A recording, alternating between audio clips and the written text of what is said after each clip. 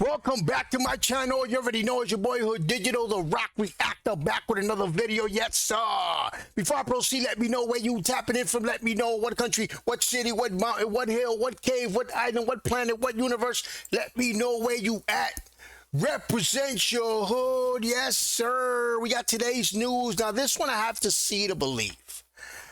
Obama, why they say Obama judge? Why are they classifying this guy as Obama judge? But it says Obama judge rules deported migrants must be returned. I have to see this to believe it, because usually the Trump administration, whatever the judge could rule some shit and they still do whatever the fuck they want. So I have to see this one to believe it. Let's check it out, because I also want to know, why do they have to classify him as Obama judge? Is it because Obama appointed him? They still shouldn't classify him as Obama judge. It's just my opinion. But anyway, let's get right to it, guys. And before we do, if you haven't already, make sure you subscribe to my channel, hit the notification bell, hit the like button. Any donations to my channel will be greatly appreciated. My PayPal account is on the screen. Obama judge. Let's go. And a judge appointed by President Obama ordering the Trump administration to help more than 100 migrants deported to a mega prison in El Salvador return to the United States and even pay their airfare. Jonathan Turley is here. I want to pull this quote here and read to you that Boasberg said. Oh, so it's the one. See, I couldn't understand that, guys. How is it that if those people are from Venezuela, how did they have the right to deport them to another country or send them to a prison to another country? That doesn't make sense, because you're supposed to send me to my country. You're not supposed to put me in a jail for some. I mean, I don't understand how they was able to do that. Plaintiffs also request that such boarding letters include government payment of the cost of the air travel. The court deems that a reasonable request. A situation would never have arisen had the government simply afforded plaintiffs their constitutional rights before initially deporting them. The Homeland Security That's true. That's against their constitutional rights, even international laws. You can't deport me because you want. You're going to deport me to China. You're going to deport me to Africa.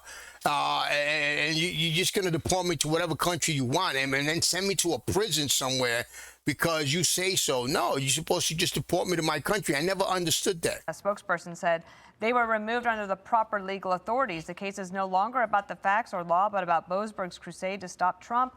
He has been shut down by appellate courts again and again on this case. Yes, but how do you see this?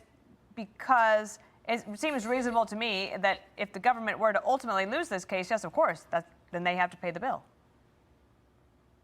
Right, Dana, and I think that it's true that Judge Boasberg has been reversed by Court of Appeals courts, but the Supreme Court has also said that these individuals do have certain due process rights that have to be respected before deportation. The irony is, of course, the Democrats are moving to shut down the government, so I'm not too sure how the reimbursement's going to work when the government itself is shut down, but they may have to hope that the Democrats don't succeed.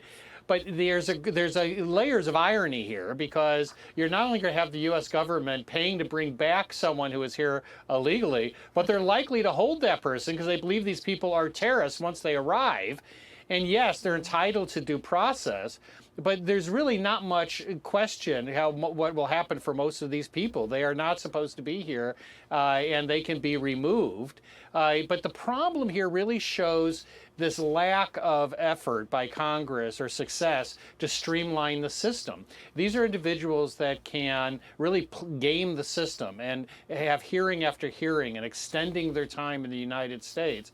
And that's because Congress has yet to really streamline that system to give officials the ability to move people out more expeditiously. So assuming then the government would appeal this, so these individuals would not be coming back anytime soon? I don't think so, but also I'm not too sure El Salvador is going to want to release them. This is something that involves foreign relations. The thing is that some of them are not from El Salvador. If they're from El Salvador, okay, their country or their government could do whatever they want with them. But some of them are from different countries. Some of them from Venezuela. Why are Venezuelans locked up in a Salvadorian jail? That doesn't make sense. There's a lot of different layers that are not entirely in the control of the U.S. government. So it's not clear by any means how fast this will occur or how many it will involve. Okay, let's turn to the tariffs issue.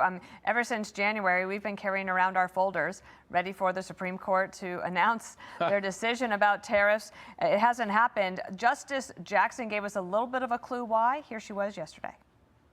Why is it taking so long to reach a decision on tariffs? I'm sorry. You're talking about the tariff decision, yeah. Well, you know, there are lots of nuanced legal issues. You know, these cases of those people that are locked up in that prison, they need to be tried or they need to be looked at individually.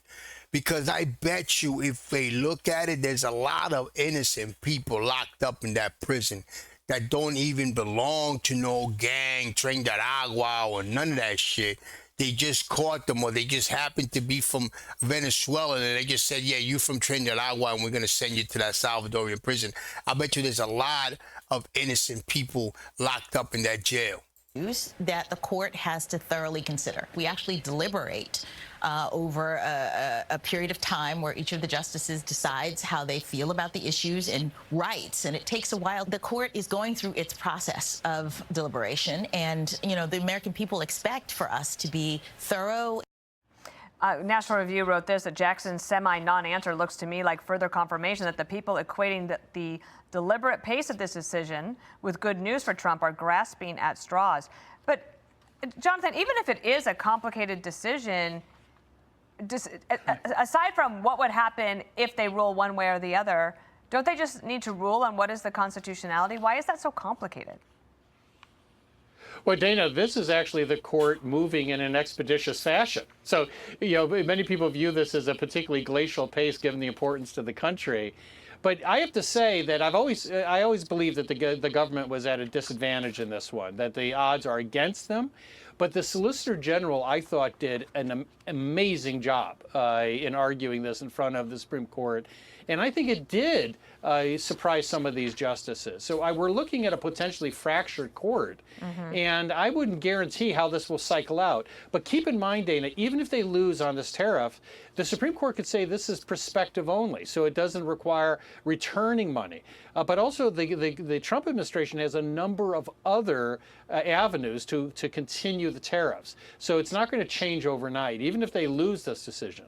Okay. Jonathan Turley, thank you so much. Enjoy watching the Olympics. I'm Steve Ducey. I'm Brian Kilmeade.